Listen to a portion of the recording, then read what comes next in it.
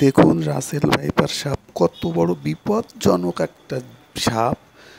এই সাপুড়েকে যেভাবে ধরেছে, আর এই রাসেল ভাইপার সাপটি যেখান থেকে ধরা হয়েছে সেটা ছিল একটি গোয়াল ঘর। আপনারা একটু পরেই দেখতে পাবেন। এই দেখুন, গোয়াল ঘরের মধ্যে ঢুকে বসে আছে একদম চালের উপরে।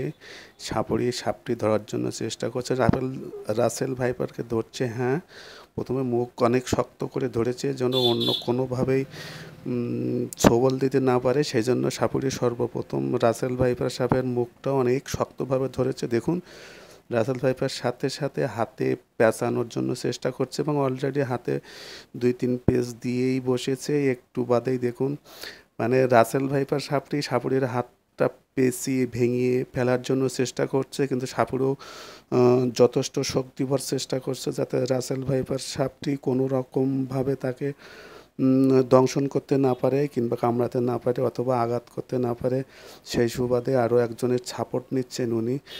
তিনি ল্যাজটি ধরে সাপটিকে হাতের যে প্যাঁচ দিয়েছে প্যাঁচটি খোলার চেষ্টা করছে এবং খবর শুনি দেখেন কতজন ব্যক্তি দেখতে এসছে এই সাপটি। দেখুন সাপুড়ের হাতটাকে কীভাবে পেঁচিয়ে আছে। অন্য একজনের সাপোর্ট অবশ্যই লাগবে, তা না হলে উনি খুলতে পারবেন না। দেখুন, একজনকে ল্যাজ ধরতে দিল। এবার দেখুন তবু রাসেল ভাইপার সাপটি কত জোর চেষ্টা করছে হাত মুচড়ে ভেঙে ফেলার জন্য। দেখুন, আর কি বড় সাপ। আপনারা সবাই সাবধান এবং যে করে সবাই দেখতে পারে। দেখুন কত বড় হা করে আছে।